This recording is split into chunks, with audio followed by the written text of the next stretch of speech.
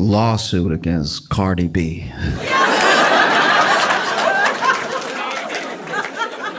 All right. If you're not familiar with Cardi B, Cardi B is a rapper, and she is also a national treasure.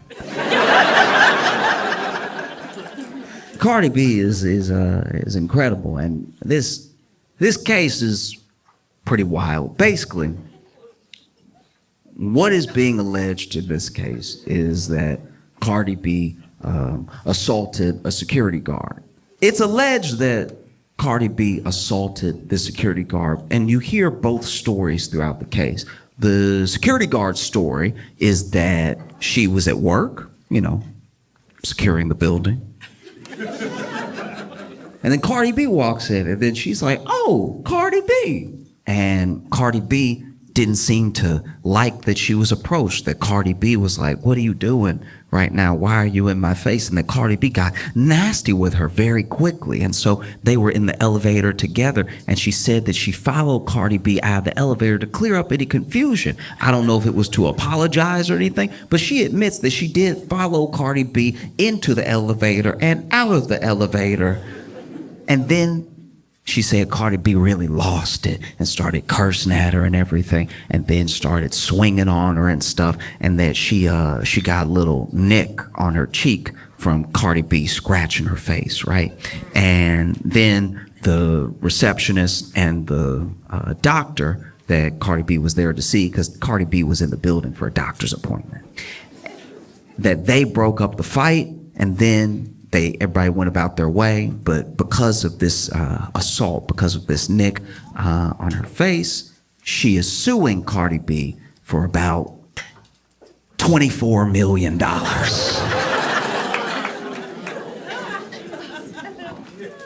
I'll tell you right now, for $24 million, Cardi B could cut up my whole leg, okay? If Cardi B chopped up my leg and gave it back to me in a bucket, I would be like, "You'll be hearing from my lawyer."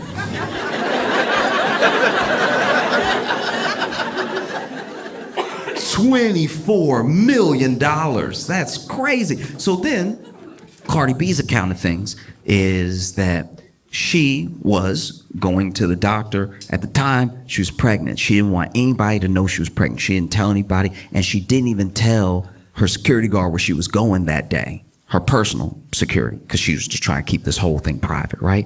And even the doctor's office had blocked out time just to make sure they didn't have other clients coming in back and forth, and Cardi B was going to be the last appointment of the day, right? So Cardi B shows up to the building, and then immediately she hears Cardi B. And so already that's not ideal, right? Like that could happen at any time. Cardi B is very famous. But then she is getting in the elevator, and then she notices the person who screamed Cardi B got in the elevator with her and has a phone in her face. And so she goes, "What are you doing? Aren't you security?" Because she had security on her. And then she's talking to her while she's in the elevator, and then she exits the elevator, and she says she can still feel this person behind her. So then she turns around, she's like, "Hey, what are you doing? Why are you recording me? You gotta get out of my face. I'm trying to go to the doctor." And then that's when the person who was recording her, the security guard, got real angry and was like, "I could do what I want. It's my phone. This is my building," which is a misunderstanding of what security is.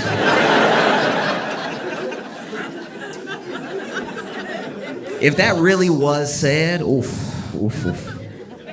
I've never met a security guard who thought they were clocking in to own the building for a little while. But then they got into what Cardi B says was only a verbal altercation. There was the receptionist and the doctor that came into, I guess, the hallway to break things up. But she said, "I didn't touch her, she didn't touch me," so I didn't really think of it again, Because if you don't know Cardi B, you should at least know that she's used to verbal altercations. I'm sure they don't stick with her. She was on Love and Hip Hop. And so then she just sort of goes about her life, and then she gets hit with this $24 million lawsuit. This whole thing, to me, just my opinion, but this whole thing feels like when that dude tried to sue Gwyneth Paltrow for millions. Remember that dude, Gwyneth Paltrow, if you weren't familiar with this, basically Gwyneth Paltrow went skiing one time, and then this other dude went skiing, and I don't know exactly how it went down, but I guess they bumped into each other at some point, and then the guy got up and he was like, "Wow, you're Gwyneth Paltrow."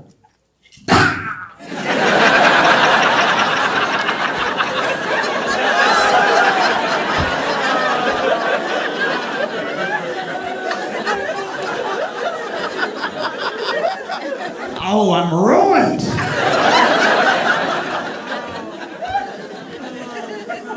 No, because this is the thing. Coming after Cardi B seems like kind of easy in a lawsuit like this, just because she was on shows like Love and Hip Hop, and in Love and Hip Hop there's a lot of this. In Love and Hip Hop, whether you're watching Atlanta, Hollywood, New York, there's a lot of almost fights. You know what I mean? Usually it is stirred up by the producers. They get everybody nice and drunk, and then they're like, "Hey, you won't believe what she said." And then they always believe what she said. And so, you know, Cardi B's been known to pretty much never back down. In fact, there was this old case. I don't think anything ever came to it in like a court sense, but Cardi B was doing I think it was a festival, could have been a concert, and somebody threw something on stage. You know, somebody threw like a water bottle, and this has happened a lot in like the past. I don't know. People lost their minds through COVID and everything, and now people sometimes even film themselves throwing something on stage. I don't know if it's like to get a reaction out of the performer, and every performer has a different reaction to it. There are some people who, as soon as something gets thrown, they walk off stage, show's over, and they don't even try to continue. There are some people that try to dodge it, act like it didn't happen. There are some people that try to dodge it and then try to find the person who did it and get security to kick them out and everything. Well, basically, there was a time where someone threw a water bottle at Cardi B, and I believe she dodged it, but she must have seen who did it, because she immediately threw the microphone at them.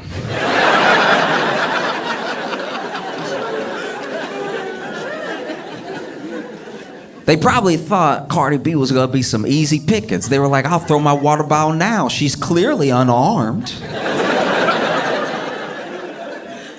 And can I just say, throwing a microphone at somebody is one of the funniest projectiles to throw.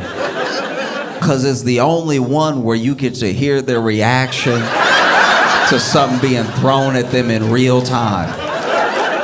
Imagine Cardi B throw a microphone right back at them, and they're like, "Oh, is that a..."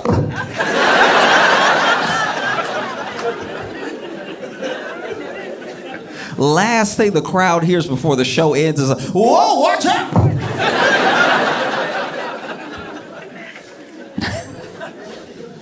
Even better if they turned around, they threw the water bottle, they're like, "I think I got it!"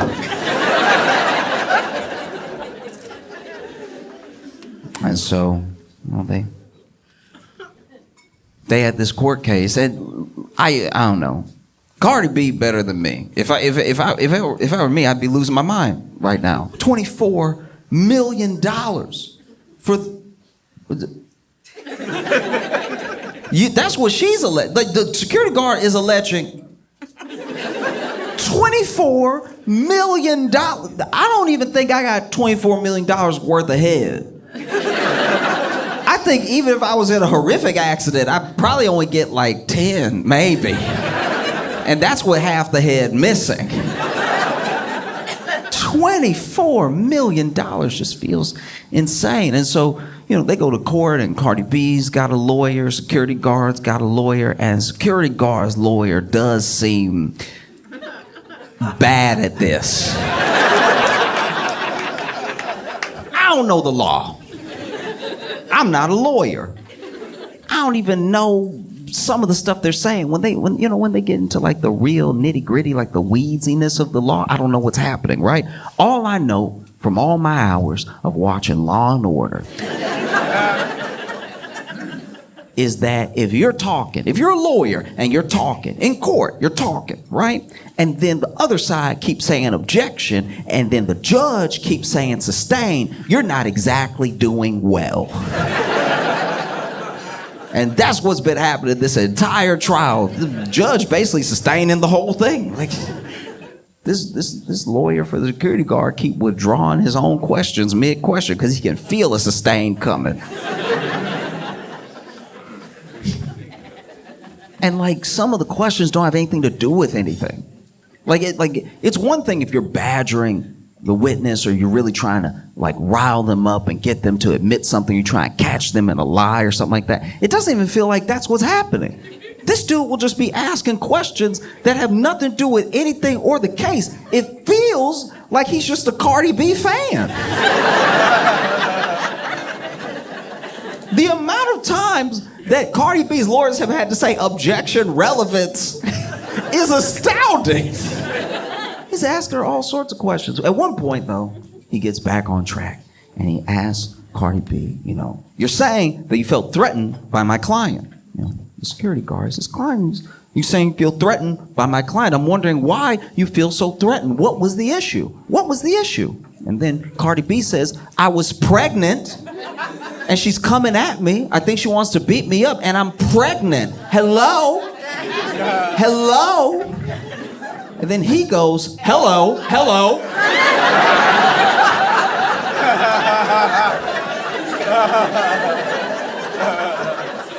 Hello, I'm here.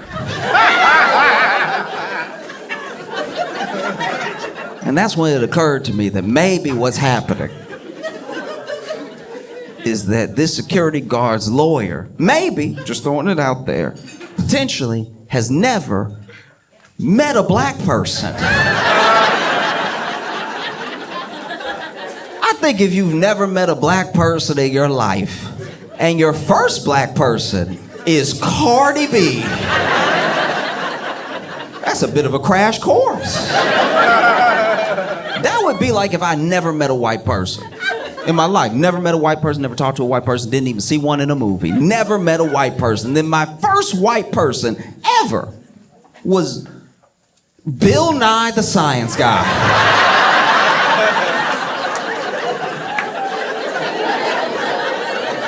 I think I might be walking away with some incorrect assumptions about white people. I think I go back home and tell all my friends and family, oh yeah, white people, they love space.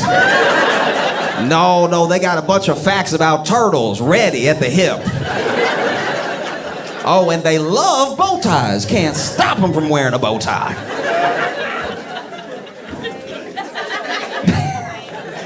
The only time I've seen something like this exact moment, this type of thing, this like misunderstanding in that way, was on a TV show called To Catch a Predator.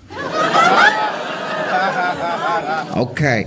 I don't know if you remember To Catch a Predator, but in case you never watched it, this was some insane reality TV. Basically, To Catch a Predator, they did just that. They would lure and then trap predators online who thought they were talking to underage kids, right? And they would have all these long conversations with them, and then they try to meet up with them. But when they tried to meet up with them, they would go to like the Sting house, right? And at this house, they would show up thinking they're meeting this underage person. Turns out they're meeting Chris Hansen. If you don't know Chris Hansen, you don't know Dateline. All you need to know about Chris Hansen was he was the To Catch a Predator. Oh, you'd hate to see Chris Hansen coming if you were a predator. And so they would lure these predators to this house, and then especially season 1 was like no other thing. Season 1, when people didn't know what was happening, that was some of the wildest television I've ever seen. Because they didn't know who Chris Hansen was, all of them. Some of them did, right? But most of them did not. And so they'd show up to this house thinking that they're gonna meet this underage kid, and they might even call out a name or something. Then Chris Hansen would walk in. Chris Hansen walk in holding some papers and everything. Now, because they don't know who Chris Hansen is, they think maybe this is the person's dad or something. So they immediately, they feel caught, but they don't know how caught they are. Right? So then Chris Hansen would walk in and be like, "Hi, how's it going?" And then he'd tell them to sit down, and they always sat down. Chris Hansen would sit them down, and then he'd ask them what they were doing here. And they'd try to come up with some sort of lie on the fly or something. And then he would ask them how they know this underage kid, and they'd try to come up with some lie on the fly, something like that. And then Chris Hansen would be like, "Oh, that's interesting because I have the transcripts of your conversation." And no matter what color they were, you watched the color leave their face. And then Chris Hansen would ask them what they meant by certain things in the transcript of the messages and stuff, and these people would just sink. They were terrified, devastated, right? And then Chris Hansen would be like, "Okay, all right, you've answered all my questions. You can go." And even the predator would be like, "What? Really?" Like, yeah, you can go. You can go. And they'd be like, "Oh, okay. I mean, I thought my life was ruined or something. All right." And then they would get ready to walk out. And when they walked out, they were immediately tackled by the local police department. And not just tackled, like properly football tackled. This would have been unnecessary roughness in the NFL. This is the only time nobody's gonna take you to task over police brutality. You know what I mean? Because the police, to their credit, they would announce themselves and say, "Get on the ground." They were just saying, "Get on the ground" when they were already airborne. Police would be in the air, legs up, "Get on the ground." It's like, you know your shoulder about to be in his neck. They would tackle him, and they'd cuff him up, and then they'd throw him in the car, and they'd take him to jail. And then in jail, they would go to the interrogation room, and they'd have to answer all of Chris Hansen's questions all over again. I guess him asking was just practice. And there was this one time where this guy comes in, and I don't remember what season it was, but this guy had a very interesting aesthetic. Like he was white, but he had a very like Vanilla Ice vibe to him. You know what I mean? And so he walked in, but when he walked in, he was like.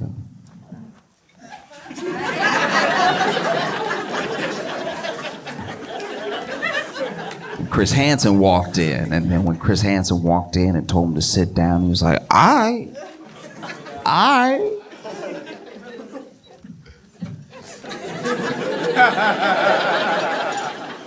And then Chris Hansen does the thing that he does, asks him why he's there, asks him why he's been talking to this underage kid and everything. And then a thing I forgot to mention before that also happened in all the episodes was when Chris Hansen finally announced himself, where he was like, "I'm Chris Hansen with NBC's To Catch a Predator." Cameras would come out from all these different rooms, right? And it was always, without fail, too many cameras. It was always a number of cameras where I'm like, there's no way all those cameras on. There would be people with cameras in the hallway because they couldn't get in the kitchen, just lifting the camera up. Be way too many cameras. And so then the cameras roll in once Chris Hansen announces himself, and then this guy sitting there pulls down his cap a little bit and says to Chris Hansen and all of the cameramen, "I'm not really trying to be on TV, you feel me?"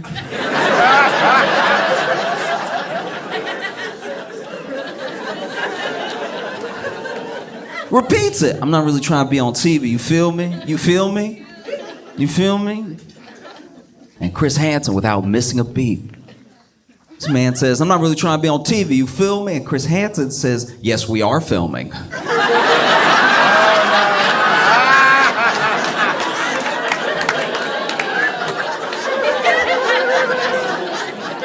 And I haven't seen such a misunderstanding until the security guard's lawyer says to Cardi B, hello? Yeah, I'm here.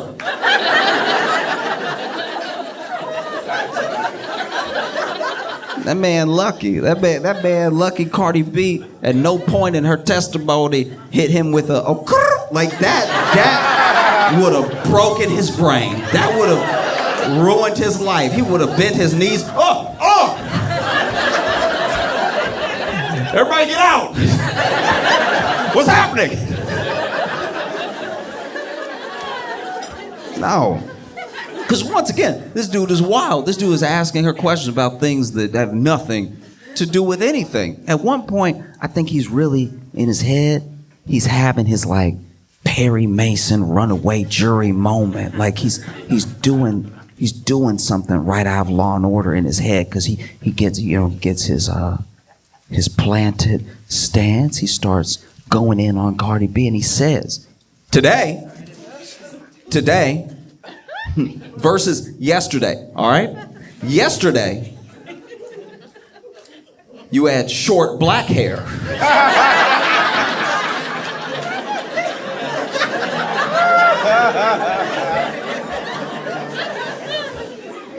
Today, it's long blonde hair. 2 days ago, it was long black hair. Which is it? I don't know why he thought he had her. That was incredible. I don't know what I think he expected Cardi B to be like, I don't know. Oh no. What's happening? I thought he probably had some follow-up questions ready. It's like, if you're changing your hair, how do we know you're not changing your story? All right? Miss Cardamom Basil. If that is your real name.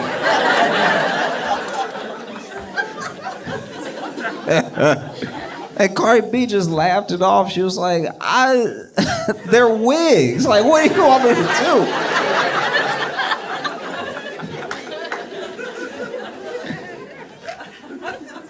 And then, he gets into the stuff that's more relevant to the case, and he's trying to grill her back and forth with question after question after question.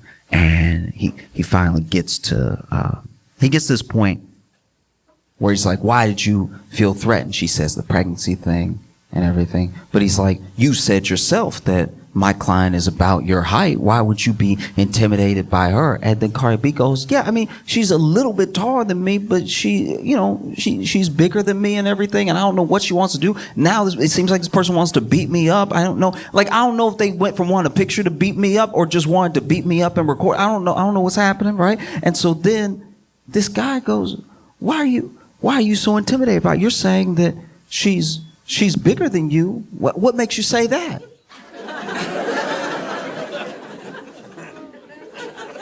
And then Cardi B goes, like,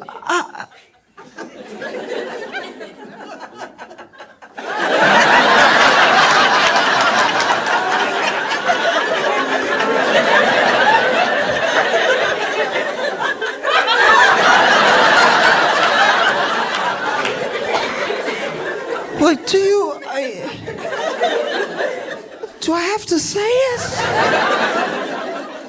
No.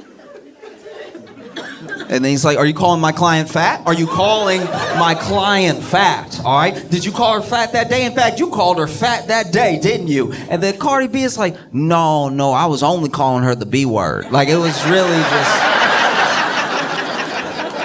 just that. I didn't really have time for anything else, Sort of said that over and over again. Didn't really get to work in any other details. And this lawyer, I don't know, like, it's like now what we're getting into is stuff that I guess isn't nice, but I don't know how it helps his case, because then he just keeps egging it on. He's like, but you said that and you said other things, didn't you? You said other things. And then Cardi B, to her credit, it starts admitting everything that she said, right? She starts just repeating verbatim in court. She just cursing in court openly, just nonstop cursing in court, right? And he's like, is that what you said? Say exactly what you said. I mean, she's right here, right now. Say it again. Say it to her face. Say it again. And then even Cardi B is like, what is happening? Like, you want me to curse her out again? Like, is this one like a freebie or something? Like, I can't tell what's happening. It's like, no, you were so threatened. You were so completely threatened by my client. What makes you so threatened? And then she's like, well, at the time I was pregnant and I was 130 pounds. All right. And then she was like twice my size. You know what I mean?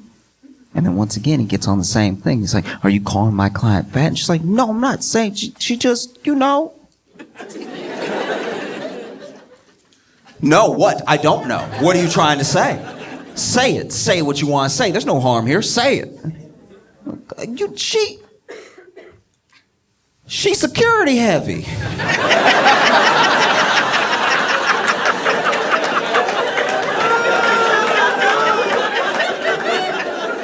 That's so much worse. And this man keeps going. He's like, what do you mean security heavy? What are you trying to say? She's security heavy. What does that even mean? And Cardi B is like, she built like she protect buildings.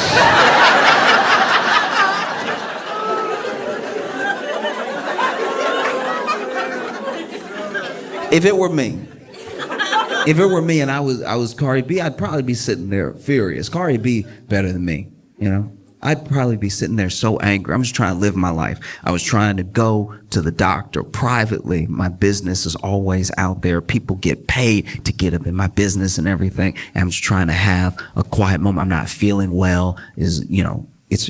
I believe was her first child and everything. No one knows that she's pregnant. And then this whole thing blows up and then she gets sued for $24 million. She's better than me. I'd be sitting there furious at that lawyer. And if I was a security guard sitting there watching this happen, I'd be furious at that lawyer. What are you doing? You're just getting me roasted in open court.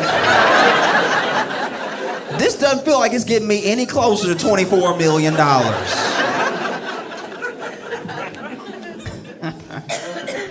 Oh.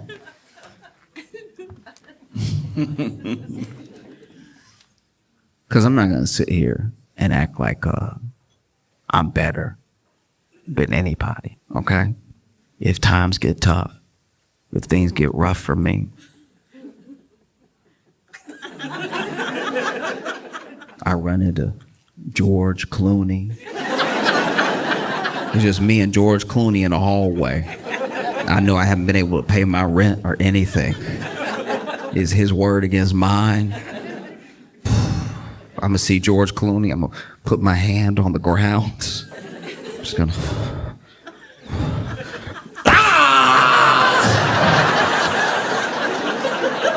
Look at what George Clooney did to me.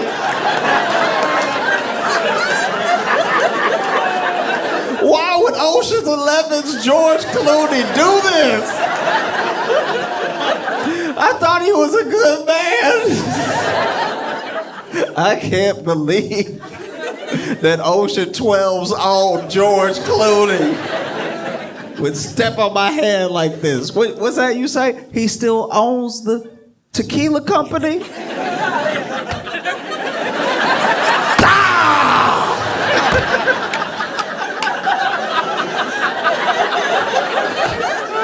Oh.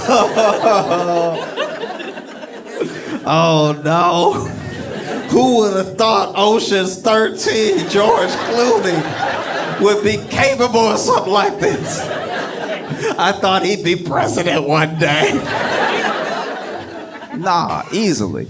It doesn't have to be George Clooney. I don't even need like A-list. I really don't. If I see Neil deGrasse Tyson times are tough, I run into Neil deGrasse Tyson. I'm throwing a bowling ball straight in the air and catching it with my head. I was like, oh no! I can't believe Neil deGrasse Tyson did one of Newton's laws of motion to me.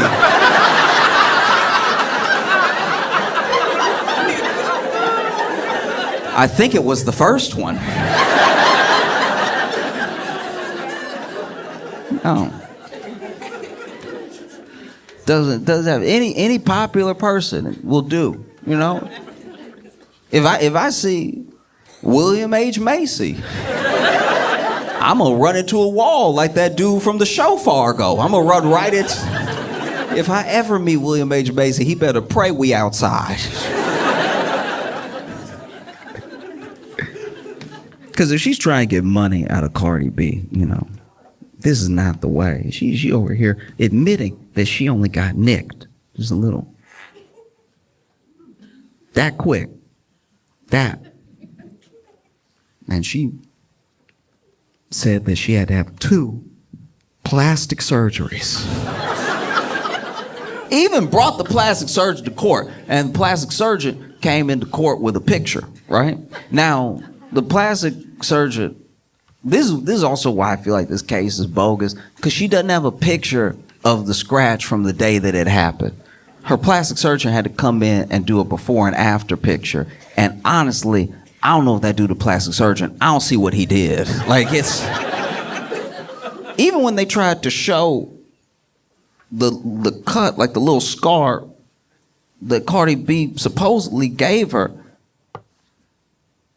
maybe they didn't zoom in enough. Like, I don't know what's, but they had the little line pointing straight to it, and I'm squinting. It doesn't even look like Cardi B did $24 of damage.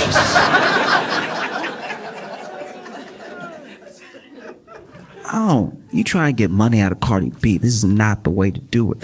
All you gotta do is make sure y'all are still alone. The other problem, and the reason this whole case feels fishy, is because her lawyers, and I suppose even her, didn't want the receptionist or the doctor that broke them up testifying. That seems suspicious. If I got $24 billion worth of damage done to me, I'd call everybody who was within earshot. You know what I mean? Oh, you heard me. You remember? I was like, oh no, $24 million just fell out of my face, right? So the fact that her lawyers didn't want those people testifying seems fishy. And then you kind of understand why. I don't know if she was a fully surprise witness or anything, but I know they were trying to block it for a long time. And so the receptionist finally sits down on the stand and testifies, right? And the security guard's lawyer is over here asking just all the relevant questions, right? And some of the questions are getting objected to and then sustained because they're a little leading. You know what I mean? Like he asked a question about how wasn't it my client's job to see fit who should and should not be in the building? And then obviously Cardi B's lawyers objected, because how is the receptionist for one office building in this entire building supposed to know all the ins and outs of the security guard's job, right? And they get to this moment where the receptionist comes out because she says that she heard a commotion, and she gets out there and Cardi B is up against a wall like this, like back up against the wall, and security guard is yelling in her face, right? And so then she, immediately upset by what she's seeing, gets in between the two of them and is breaking it up and tells the security guard, I don't know what's going on here, but you need to go back to your post. This is very unprofessional, everything. And everybody's screaming just so everybody can be heard, right? And the lawyer gets excited. He's like, and so do you think that this could be the moment that Cardi B scratched my client's face? And then the receptionist goes, actually, I'm really the only one that got hit out of the both of them. Like, I was, you know, you try to be a good Samaritan, but And not only does she say that she's like the only one that got hit between them, but she got a scratch on her face, a scratch that bled, and a scratch on her face that bled that came from the security guard. You could tell the lawyer's out here panicking. He's...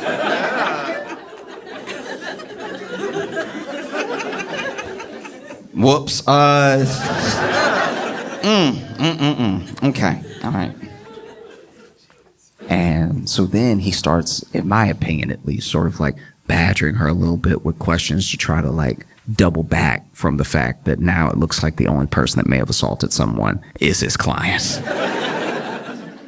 And so he then says, he's like, yes, but you also weren't there the entire time, so you didn't witness the entire altercation. Maybe Cardi B spit on my client before you got there. Maybe she scratched her face before you got there, but you got there and you broke it up and you say that you didn't see anything. But maybe something happened before you got there. You don't know. You don't know. And then the receptionist was like, yeah, I guess I didn't know what it was like to be there till I was there. Yes, I suppose. Like, you got me there. Because it's not just the scratch, I should point out. The scratch is the main thing, but the security guard is also, to my knowledge at least, alleging that Cardi B got her fired as well. You know? And then they had the doctor testify. And I won't say that the security guard's lawyers tried to poison the jury, because they were pushing a narrative the entire time. And the narrative was that obviously the receptionist and the doctor would back Cardi B because she was a client of theirs, a patient. So it benefits them to back up her story, right? And they even say as much while the two people are on the stand, you know? But then the receptionist says, no, actually, the security guard hit me up and said we should sue Cardi B. And I was like, nah, because you started it. Which is also not great for a security guard's lawyer. He's over here, okay, well, look,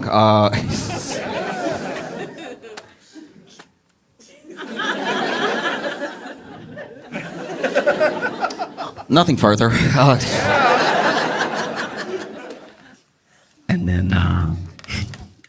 And then they had the doctor testify. Now, the doctor was the last of the scene, so by the time he comes out, the receptionist is getting in between Cardi B and the security guard. So he said he was also very upset about what was happening, you know, and he was trying to make sure this thing got broken up. Now, the doctor said, look, what I saw wasn't just unprofessional, it was very concerning to me. And I got out there, and the only thing I could think to do was try to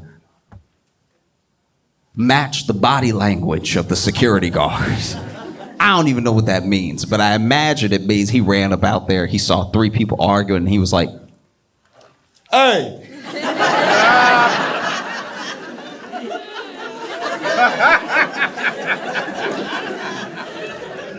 Cut that out!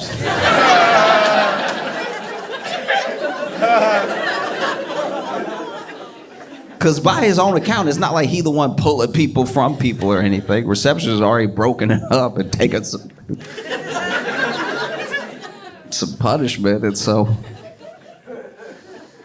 And then took Cardi B in, they had their appointment and everything, and then he was so disturbed by what happened and what he saw that he reached out to Superior for the security guard, and, you know, said that soon after that she was taken downstairs during a shift and like let go, right? And that also doesn't look great for her case, because she alleges that Cardi B got her fired, and now this dude in open court was like, no, it was me. It was me. It was me 100%. And I guess I'm just coming from a place of like, if you really wanted to sue Cardi B for $24 million, you don't wait until there's other people involved that are all going to have different accounts of what happened. If you wanted to sue Cardi B for $24 million, you just walk up to Cardi B before she gets in the elevator, say, "Hey, Cardi B, how you doing?" And then throw yourself down some stairs. That's gonna be the easiest way to do it, you know? Throw yourself down some stairs, all the while screaming out Cardi B singles for every step that you hit. You finally hit that last step, you're like, oh, why would top charting artist Cardi B do this? Oh, she's really about that life. These are bloody shoes.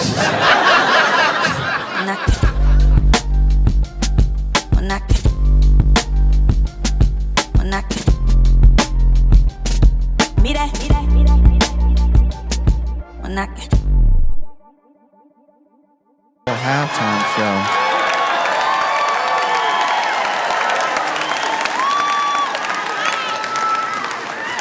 This is incredible. The level of upset.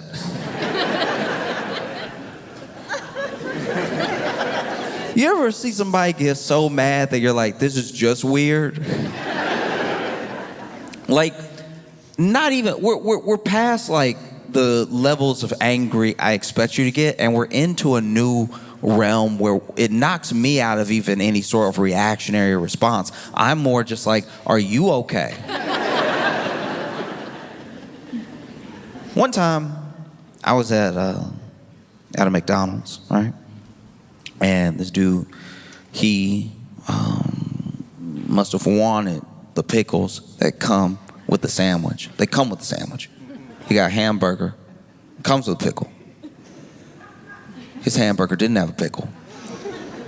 And I don't know what else was happening in his life. Maybe he usually handles disappointment very well. Maybe they caught him on the wrong day. Maybe they, you know what I mean? Maybe this man's been through a lot, and this is finally the thing that made him snap. This is possible. Everybody has their line, everybody has their limit, and some people's limit, you wish that your limit would come when it makes sense. Do you know what I mean? You want your limit to come when something actually happens, you know? Like, you want your limit to come when it's like, maybe you've lost your job, you don't know what you're gonna do next, rent is due, and your dad is passed, and it's just all happening at one time, and then you lose it. That's when everybody would understand you losing it. But instead of losing it when you're supposed to lose it, some people stay strong. They don't let on that they're about to lose it. And so then they go to McDonald's.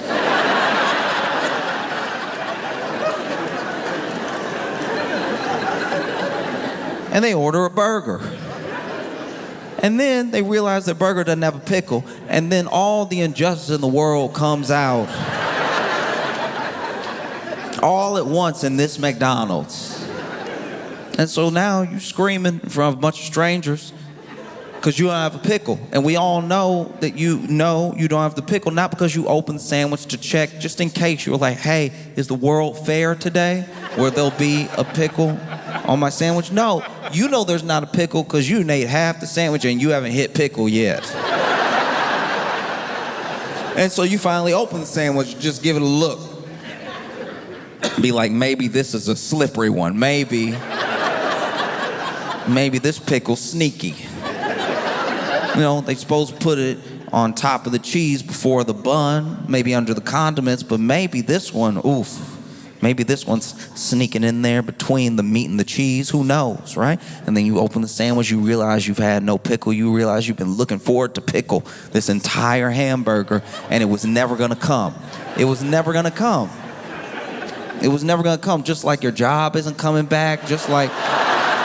No, it's all coming back in real time. It's like the pickle is almost this unintentional metaphor, like the pickle is missing the way your father is missing in your life because he's gone now. And so you just start letting it all out. It just comes out. You start screaming at someone behind the counter who is 17. Just someone who is beginning their life. Someone who has the whole world ahead of them. And you used to have the whole world ahead of you as well. But then life happened and it came at you so fast you weren't sure what you were doing when you were doing it. And so now at home you have somebody that you're married to that like y'all are almost like strangers passing in the hallway, and you have 2 kids, but you don't really see yourself in them at all. And so now you wonder if maybe you were too hard on your dad and you wish you could tell him that, but he's gone. And so is the pickle. The pickle's not in there. The pickle is supposed to be here, right?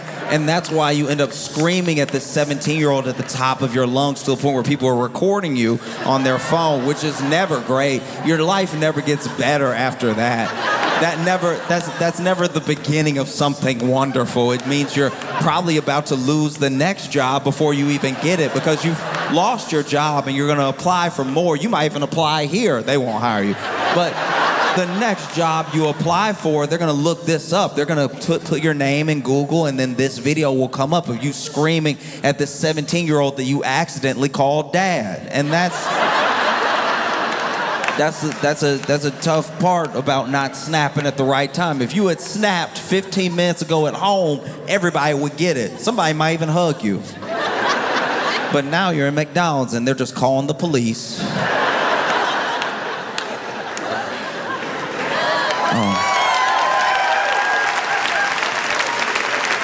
No, it's tough. It's tough. What I'm trying to say is people have snapped over Bad Bunny doing the Super Bowl halftime show, a no pickles in my hamburger at McDonald's amount. And it is stressful to watch. I understand why the NFL's doing. The NFL is trying to expand its reach and everything.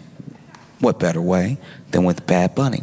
But Bad Bunny is over here, like, he's defiant in a way that I think is very special, because Bad Bunny is doing this like record-breaking tour right now, and he's not doing it in the U.S., you know? And I think a lot of people can't handle that. A lot of people are like they're like, why won't he come? Why won't he do MSG? Why won't he? And it's like, and you know, he's been asked about it in interviews, and he said a couple things that also are gonna are gonna irk exactly who he's trying to irk. Because they asked him, like, why aren't you touring? We looked at the dates. Where's Chicago? Where's LA? Where's New York? You know? And why aren't you touring in the US? And then he said, because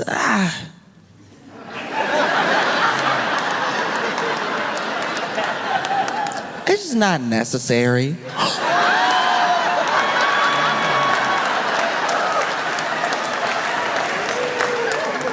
Not necessary to tour in the center of the universe, according to us. Not necessary. Ooh, that was a gut punch. Not necessary. Don't worry, I'll be making plenty of money around the world. You know, the rest of the world. Like, literally. They had other people ask him, and he was like, hey, look, I don't do shows here right now because I don't need ICE hanging outside of my shows trying to do some sort of sting or something like that. I want my people to be safe and everything. In fact, if you want to see me bad enough, I'll be doing a bunch of shows in Puerto Rico. You can come to Puerto Rico. And plenty of people were like, Puerto Rico? Where's that? Because it's actually terrifying. It is like bone-chilling scary how many people who live in the U.S., like U.S. citizens, that don't know what land the U.S. has. It's like, I don't know what civics class or what is it just geography? How are we failing the youth and the elderly? Like, it's like, because it's not like you can just blame it on the kids. Grown people also don't know. This is crazy. All right, look, just bring you up to speed, okay? Real quick. And I'm not judging anybody because I might even have the dates wrong, okay? But in 1898, at the end of the Spanish-American War, America got Puerto Rico. So already, territory, Puerto Rico, right? 1917, Puerto Ricans gained U.S. citizenship. 1952, Puerto Rico became like a sort of commonwealth, which I guess a lot of people miss because like we don't have a king or we didn't have a king or like whatever. But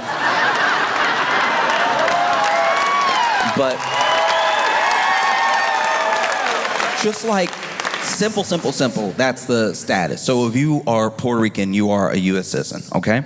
And that is also why when people were upset, they were like, why can't somebody from America do the halftime show? And look.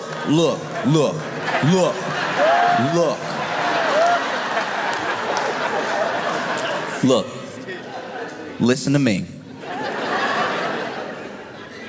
The people screaming that are coming from a very specific place. They have watched the Super Bowl religiously, and the last few years have watched it get blacker. And I understand. After Kendrick, they were like, it's black now. Is it finally black enough? You blacked it. You did it. It's been blacked. All right. That's enough. It's been black, and I watched it. I didn't get it, but it was black, and you had it. Can we have one? Because I don't think you're gonna get blacker. So it's gotta be our turn again. And they thought, surely, their time was coming. You know? After Kendrick, next one gotta be, you know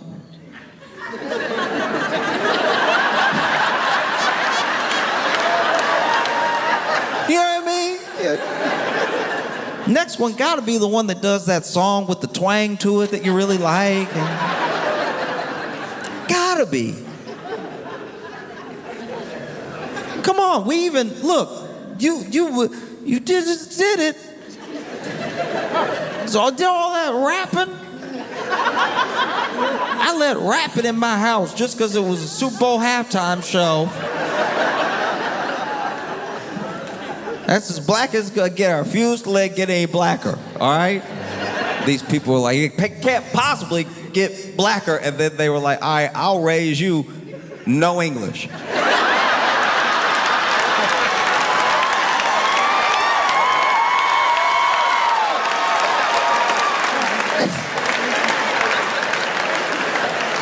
Oh, you think you're mad now? Ooh, we gonna make you pray for Kendrick. We gonna make you.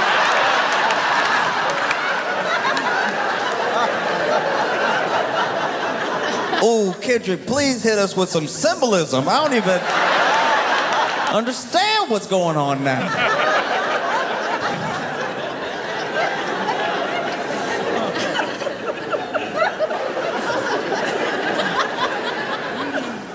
Oh, no, this is so funny.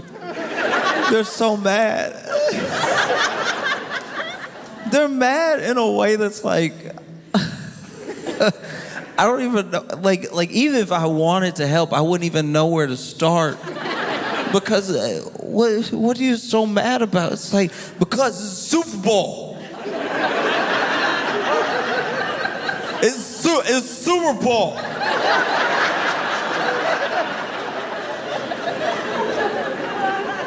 It's Super Bowl. It's not Spanish Bowl. It is Super Bowl.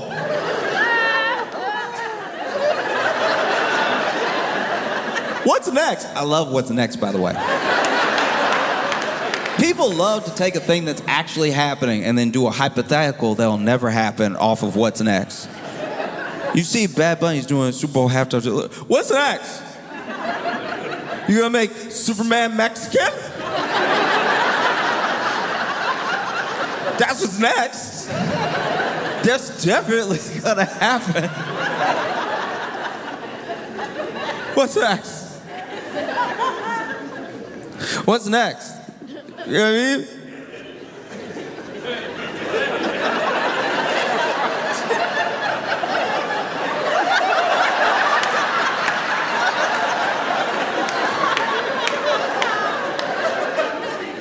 What's that?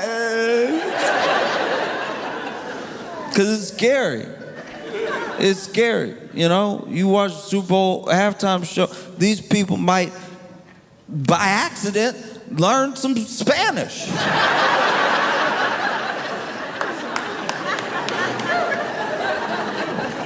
Then what's next? If I learn the Spanish, what's next? If I learn the Spanish, what happens then? Because if I learn the Spanish, then when people are speaking Spanish, I'll know what they're saying, and there's no way they're saying anything nice about me. But no, people losing their minds. I can't believe it. Spanish? He's gonna speak Spanish? I'm gonna have to sit there and listen to somebody sing and rap in Spanish? I already had to listen to rap.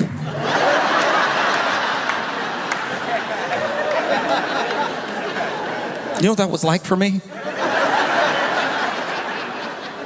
You know what that was like for me to hear rap in between the game I bet on? I'm gonna have to sit there and listen to somebody Spanish. I'm gonna have to sit there listening, watching the Super Bowl halftime show to Spanish. I'm gonna have to sit there with my guacamole and my chips in my lap, listening to Spanish. I am gonna have to sit there while I eat the tacos that I Uber Eats to my place, listening to Spanish. The idea that I could have a deluxe crunch wrap and have to listen to Spanish is crazy. Not in my America. Spanish? Are you serious?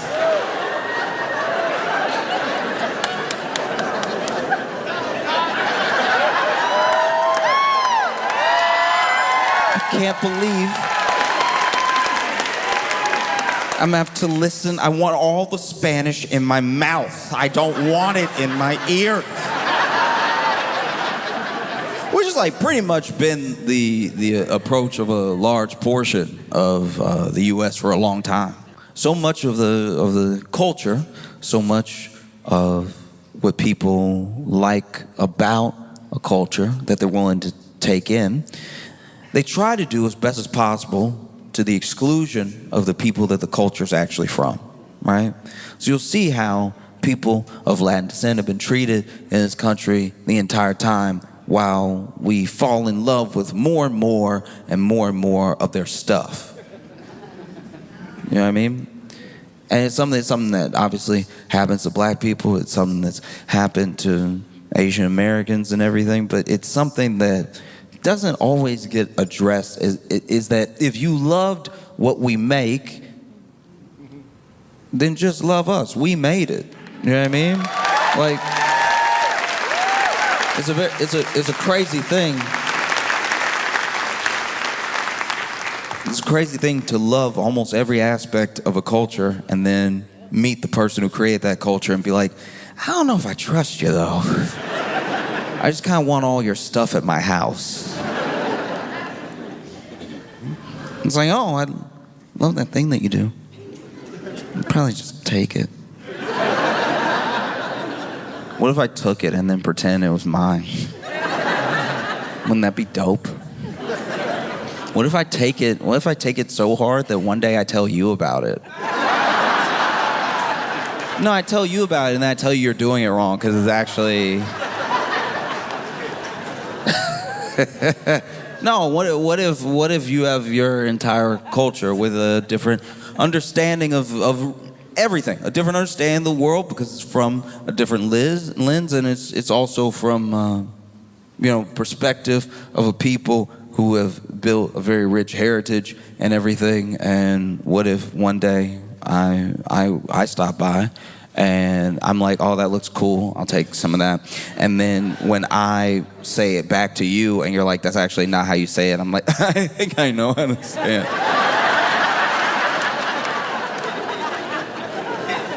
All right, I'm very familiar with the Latin X culture, all right? Huh. Please, that's sweet of you to try to help me, but I'm well-versed. Oh.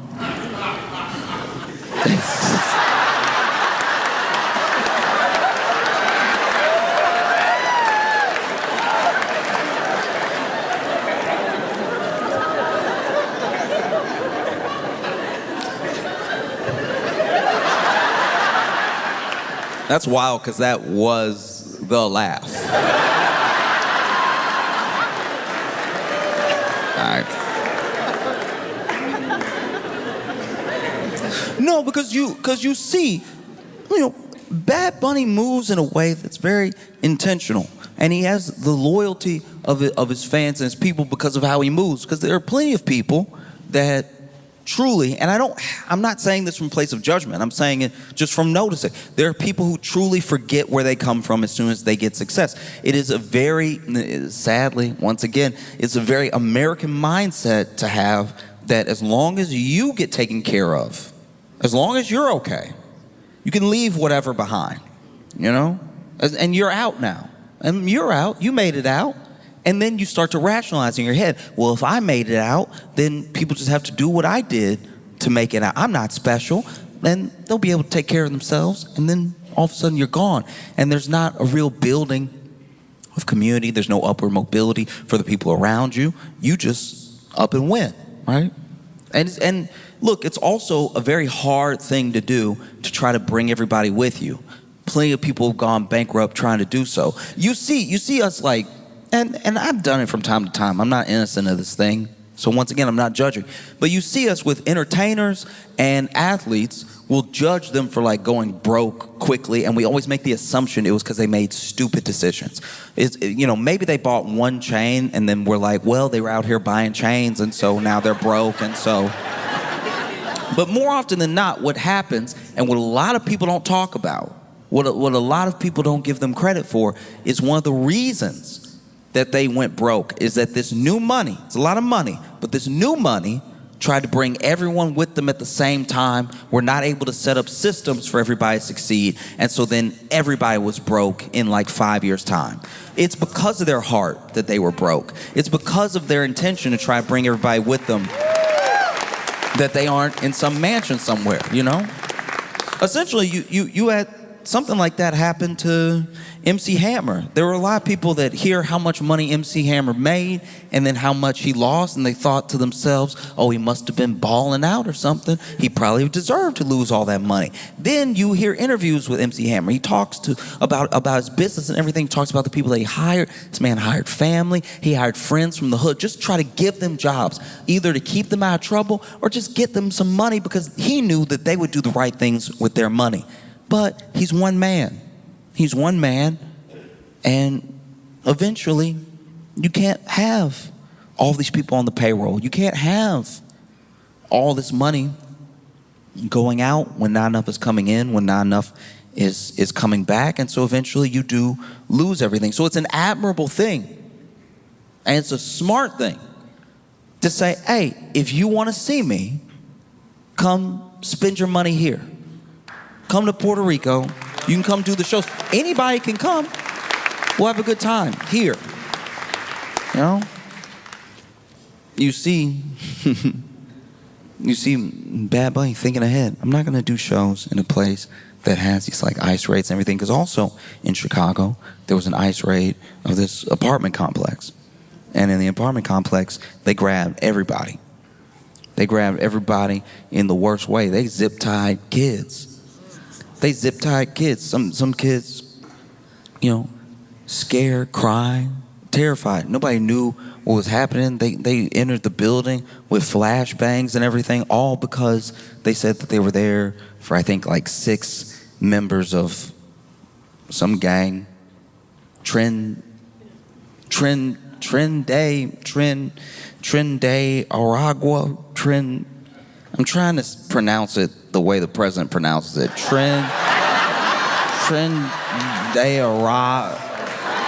Why? They were there for them. And look, I don't even know if that's true because apparently they didn't show anybody any warrants, you know? So maybe that's just something they said for later after they went ahead and did the raid. But they zip-tied, they held black and brown people alike, you know? And that's the other thing. It's like pretending that somebody's fight is not your fight is only going to work for so long. Like, pretending something is not your problem will make it your problem very soon. Because already Supreme Court has pretty much ruled that ICE can profile so they can grab who they need to grab, right? And it's like, okay, well, what does an American look like to the people who are grabbing people? You know what I mean? Because, I don't know, I feel like I have some pretty good diction. But I could probably still get zip ties. You know, if we're going off of looks, it won't really matter that I'm like, sir, please, I'm an American citizen.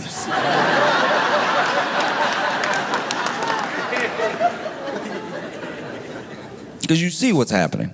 You see what's happening now with ICE in Chicago. You see what's happening even with the announcement that Bad Bunny is going to be doing the Super Bowl.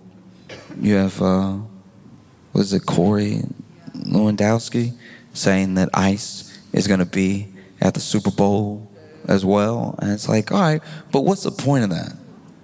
What's the point? Because you know all of the criminal illegal aliens, because that's what this is supposed to be about, right? You know all the criminal illegal aliens every year that score tickets to the Super Bowl. You know.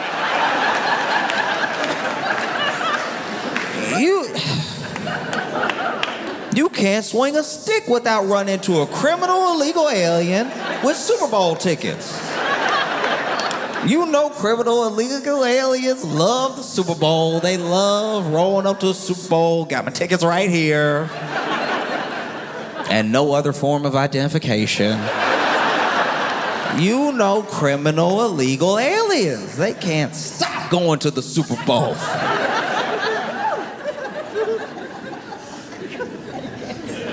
In fact, every year I'm like, when are they gonna do something about these criminal illegal aliens enjoying the game while I'm sitting at home because the tickets are like $10,000 just to see. Can't stand criminal illegal aliens having all the money. And using it on the Super Bowl. That's an irresponsible purchase. You're not even supposed to be here, Mr. Criminal Illegal Alien, and you going to the Super Bowl instead of hard-working Americans that can't afford to go to the Super Bowl. And we should know that, like, no one is coming to save us in that way.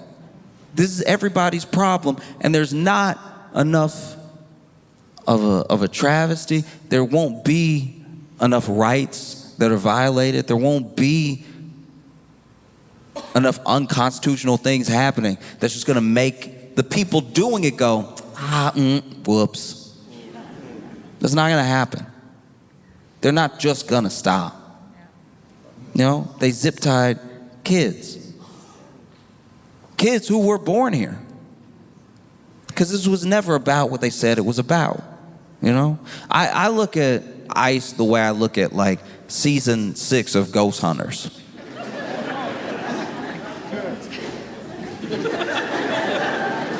You're looking, but you're not gonna find what you're looking for because you made it up, you know?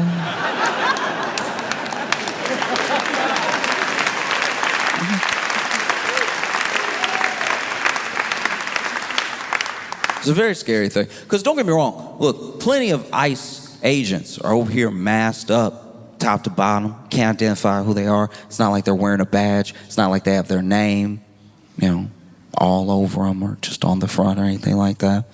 And some of them clearly built like stormtroopers.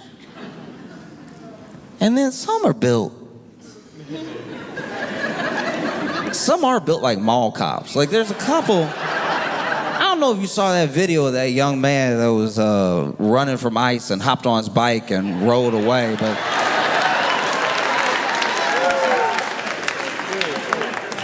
at a certain amount of running, you have to accept that you didn't catch the person. And as someone who had friends that got into trouble, I've watched my fair share of mall cop chases. And these mall cop chases, I don't have them on my phone. They're from memory. They're up here. But they usually start a similar way. They usually start with, what's that? What'd you say to me? And then, just far enough away, they say it again. And so then, mall cop leans forward, and then whether you're on your skateboard or you're on foot, you start making some moves. And as you run, they run. And when they run, they realize they shouldn't run.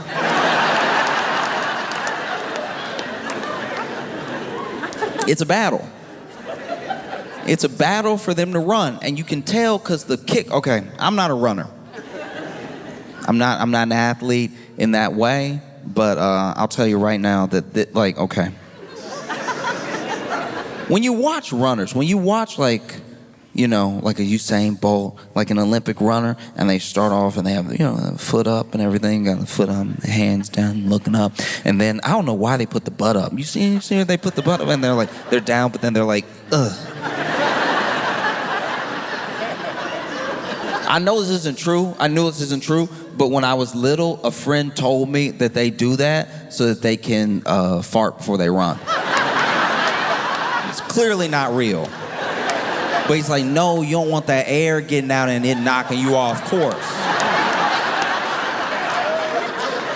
It didn't sound true when I was 7, but I did believe it for like 2 years. Because I was like, they do it every time. I don't know. They, get down, they get up, they do that thing. I'm not doing it right. They do that thing. And then they fire off the gun, and then they're like sliding at first, and then they just shoot off. They're running so fast, right? And when a mall cop starts to run, it's similar but different. Because he will do this. But that's because he almost fell.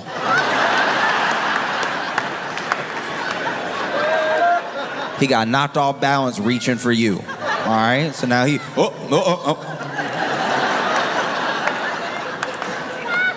And then he does like kick up a little bit. That is a fart.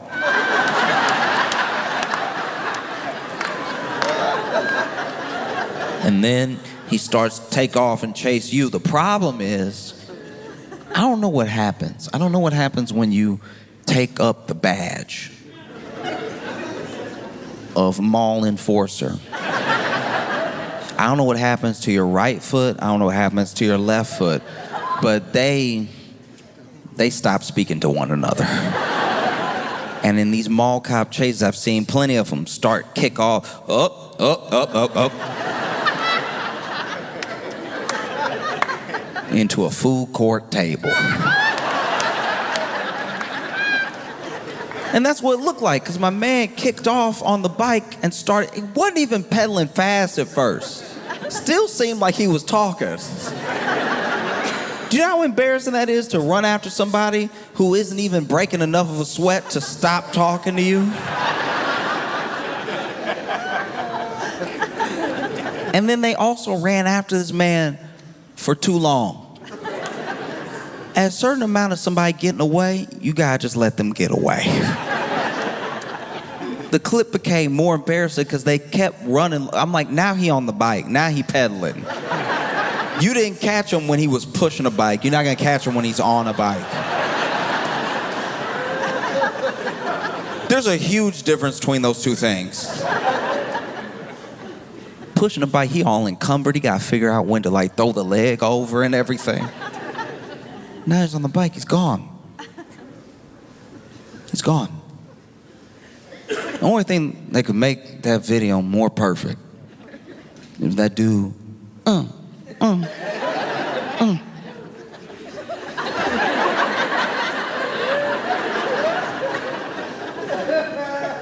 And he pedaled all the way to the Super Bowl halftime show.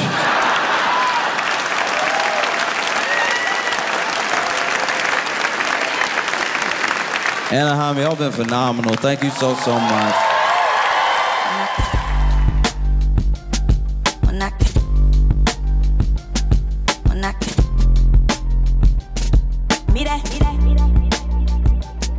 When I